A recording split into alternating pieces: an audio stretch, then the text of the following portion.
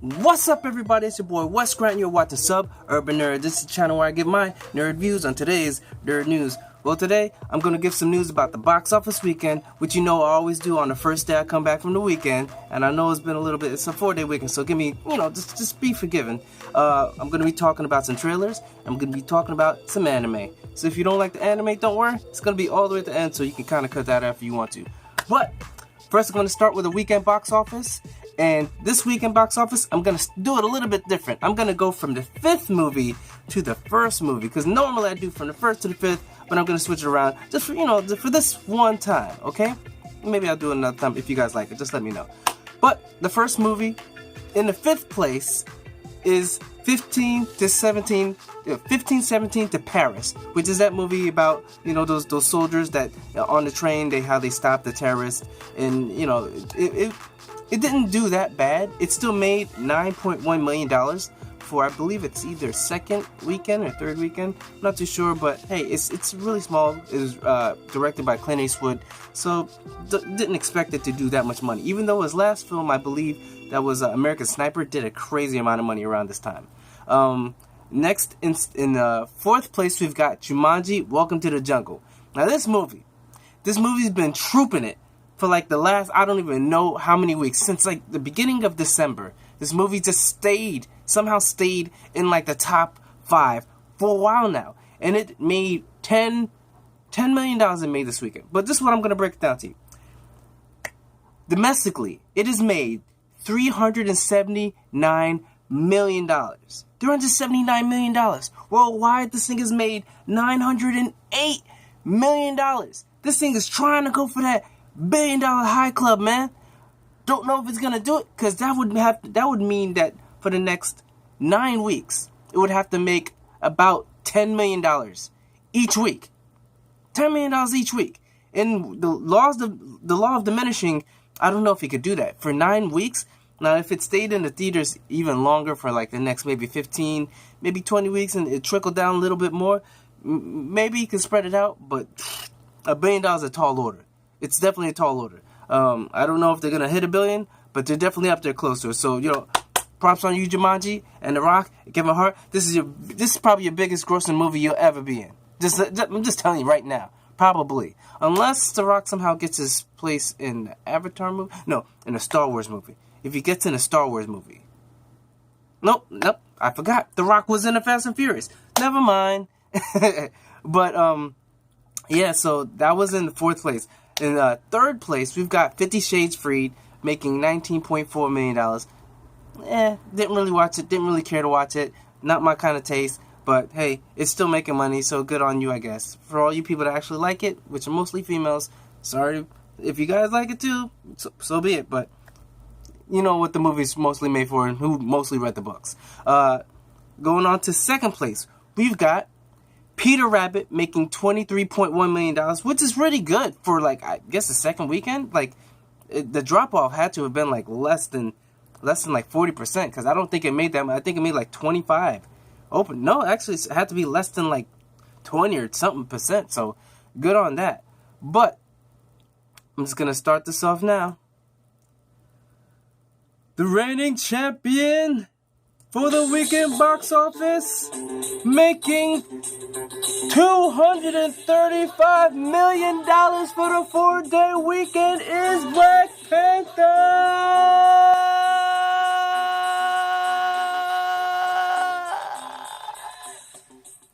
I know.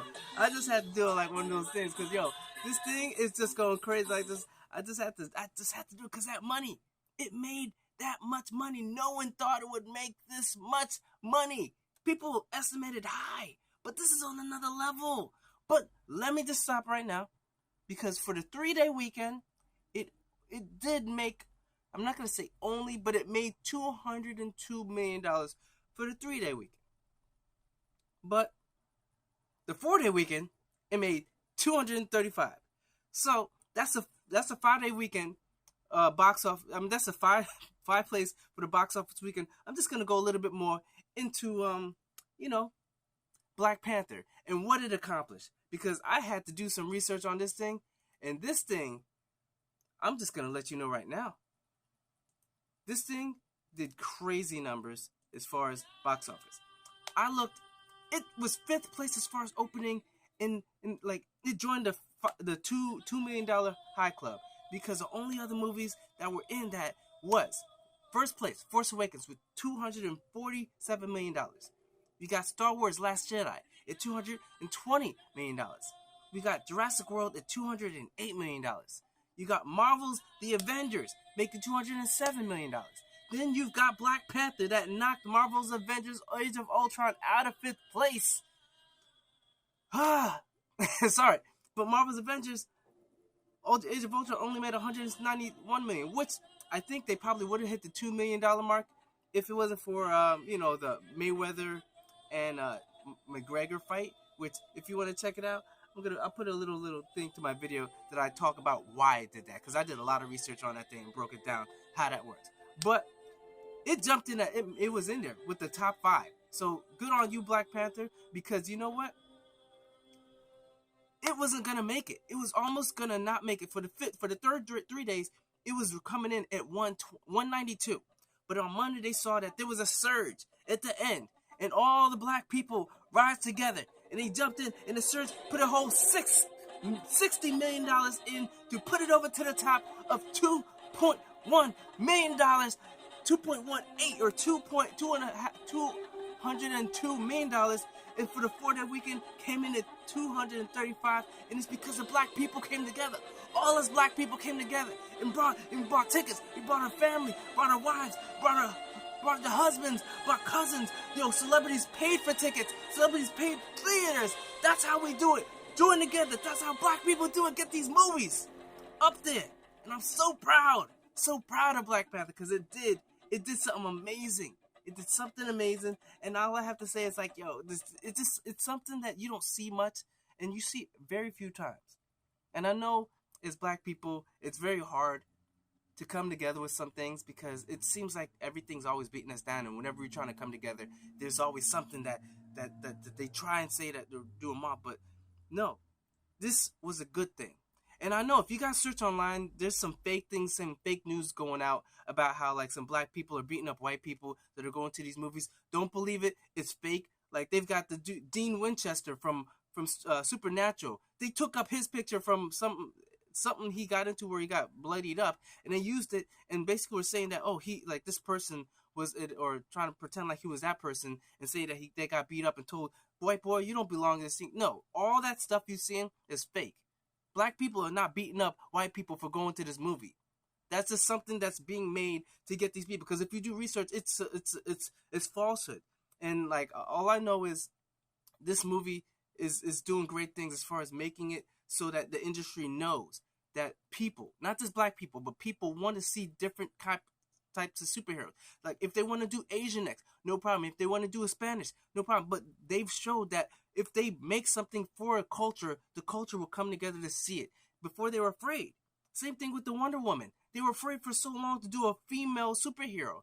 And finally they do it, and people came out and drove to see it. I watched it a couple times. It is one of the No Man's Land is one of the most empowering scenes I've ever seen in any movie. Not just a superhero movie or a female superhero movie, any movie. And that's the truth. So I'm happy about this movie for just making it so people like me, authors, that have a black superhero of their own that they've created, now it gives the industry, that's the people that have that money to spend on producing these things, that this is what can happen. We can invest in these things. Now I'm gonna go off of that because I know I went on a tangent, but go on to the next thing, because we do talk about other news. We've got, according to the Transformers World 2005, a new team at Paramount is planning on rebooting Bumblebee. Now, Paramount, they set out a slate of all these game or like comic or video game or toy things. They're gonna do a Dungeons and Dragons. They want to do a G.I. Joe, like Micronauts, I believe. And hey, I'm down for if they want to join together and make a G.I. Joe Transformers movie, because there's no way to go but up, I guess, because after Michael Bay, it's just gonna, they've just made it so that no one really wants it because they've seen it diminishing in sales in the domestic wise, especially, and even the international, that they're not making as much money. That's why they need to reboot, even though they're gonna have that Bumblebee movie. But it's already known that after the Bumblebee movie, this reboot. So people wonder why even do the Bumblebee. It's not gonna save the franchise. So I'm looking forward to Paramount doing something. Hopefully, like I said, go out of the box, do the whole Transformers meets G.I. Joe, because it's been done in the comic books, so it can be done in real life. No one's gonna think anything different. In fact, I was hoping for a team up like Men in Black with 21 Jump Street. That would have been a great collab, but that didn't happen. But this could. So let's see if Paramount has the balls to try and do something a little crazy. All right, next I'm gonna talk about some trailers real quick. The Rampage trailer with The Rock, the new one, it's definitely fun. Of course, there would be a wolf that flies. Like, definitely, I'm gonna try and see if I put it in the description down below. You got Ready Player One. It's showing a little bit more story wise. It's showing a little bit more of the world, and I'm seeing more things. I'm seeing King Kong. I'm seeing, like, there was a bunch of, like, there's so many Easter eggs in these trailers that you have to, like, slow down the frame. And I know there's a breakdown of Rockstar. I usually watch them to see the breakdowns. I'm gonna maybe put a link down below for that, along with the trailer, so you can try to see and catch up on some Easter eggs if you want to kind of know about that. You've got Incredibles 2, finally seeing that trailer with the full one, and Bob's being an at-home dad, while Elastigirl is being the mom is gonna be the superhero, and it's sort of different. He's like, yo, I've got to succeed here so she can succeed out there, which is a great line. You definitely want to be there for the person you're with, to just help them, lift them up so that they can succeed, and you do your thing at home, or do your thing in your life, that so you're not a burden to them. That's just one of those great things. Next thing, we've got the Ninja Batman, or actually it's called Batman Ninja. I don't know the storyline. Maybe he's gotten transferred through time to ancient China, but he's got his whole Bat crew along with Catwoman. But it looks so amazing. The color, the artistry, the cinematography, and it's an animated film. DC always kills it with their animated films, and this one seems to be doing and staying right on track with the rest of them, even though this is like an Elseworld. And that's one thing I love about DC. They try these Elseworld stories, like the monsters, DC monsters, where it was Batman that was a vampire, and Zod's son was Superman that landed, and like it. All I know is these Elseworld stories that they actually do animated for. I love them. I love them. I love them all. I don't care. The Killing Joke, it wasn't Elseworld, but it was something different. I just didn't like what the first part, where they made Barbara Gordon just seem desperate and seem like she just a weak woman that just just after she slept with Batman. I just didn't like that, but most people didn't. But the second half was really good with actual Killing Joke. This, like I said, the Batman Ninja, definitely look forward to it. I'm gonna try and put the link down below for this because it just looks so awesome.